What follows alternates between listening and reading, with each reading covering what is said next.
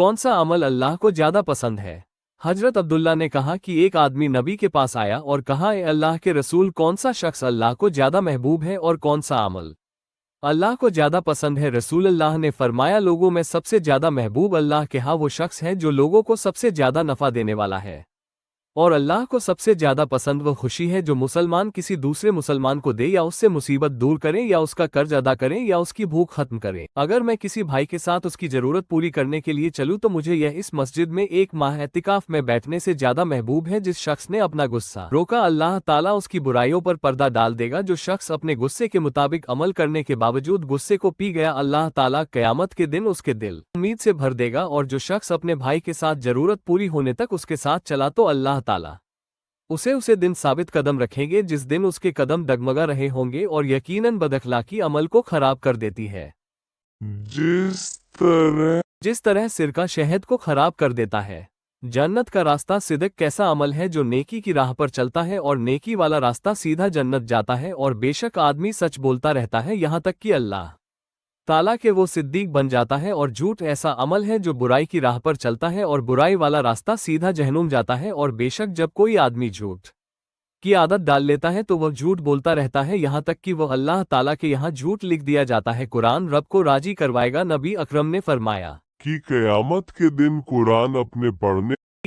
दिन कुरान अपने पढ़ने वालों के लिए सिफारिश करने आएगा, और कुरान कहेगा, ए अल्लाह, मेरे पढ़ने वालों से राजी हो जा, और अल्लाह ताला इससे राजी हो जाएगा। कुरान पढ़ने जाओ और जन्नत के दरवाजे चढ़ते जाओ, और इसके हर एक आयत पढ़ने के बदले हमारे लिए नेकी लिखी जाएगी, और एक एक नेकी बढ़ती जाएगी। नबी करीम ने फरमाया, 7 तरह के लोग वो हैं जिन्हें अल्लाह ताला अपने साए में पनाह देगा। इसमें एक वह लोग भी है जिसने तन्हाई में अल्लाह को याद किया और उसकी आंखें आंसुओं से भर गई। बेशक अल्लाह ताला अपने साए में पनाह देगा।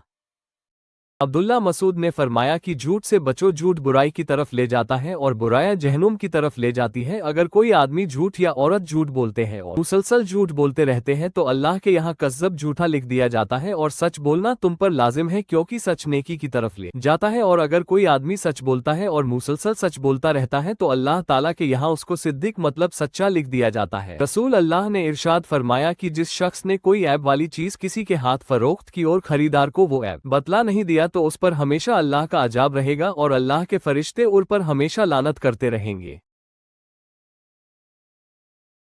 दुआ कबूल होने के कई पहलू हैं, लेकिन कुछ खास समय और स्थितियां हैं जब दुआएं कबूल होने की अधिक संभावना होती है। फर्ज नमाजों के बाद, पिछली रात जैसे तहज्जुद का समय, बारिश के दौरान और रमजान के महीने में दुआएं कबूल होने की अधिक संभावना होती है। इसके अतिरिक्त जुम्मे के दिन का एक खास समय भी है जब दुआएं कबूल होती हैं। रोजा रखने और रोजा खोलने के समय भी दुआ कबूल होती है। सजदे की हालत में दुआ करना भी कबूलियत का एक महत्वपूर्ण समय है। अजान और इकामत के बीच का समय भी दुआ के लिए एक अच्छा समय है। किसी बीमार व्यक्ति से मिलने जाते समय दुआ करना भी कबूलियत का कारण बनता है। ये ध्यान रखना महत्वपूर्ण है कि दुआ की कबूलियत के सच्चे दिल से दुआ करना, अल्लाह पर यकीन रखना और दुआ मांगने का सही तरीका जानने के लिए पहले अल्लाह की प्रशंसा करें, फिर पैगंबर मोहम्मद पर दरूद भेजें और फिर अपनी दुआएं पेश करें।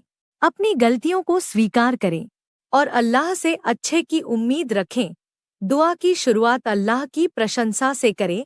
आप कुरान पढ़कर उस पर मनन करके और अल्लाह के साथ एक मजबूत रिश्ता बनाकर उसकी प्रशंसा करना सीख सकते हैं। फिर पैगंबर पर दरूद भेजें, अपनी दुआएं पेश करें, अपनी गलतियों को स्वीकार करें और अल्लाह से अच्छे की उम्मीद रखें। दुआ करते समय दिल से अल्लाह की तरफ मुतवज्जा होना और यह यकीन रखना कि सिर्फ अल्लाह ही है जो आपकी दुआ कबूल कर सकता है। दुआ करने के बाद आमीन कहें। दुआ से पहले कोई नेक अमल करना या 2-4 रकात नमाज पढ़कर दुआ करना बेहतर है।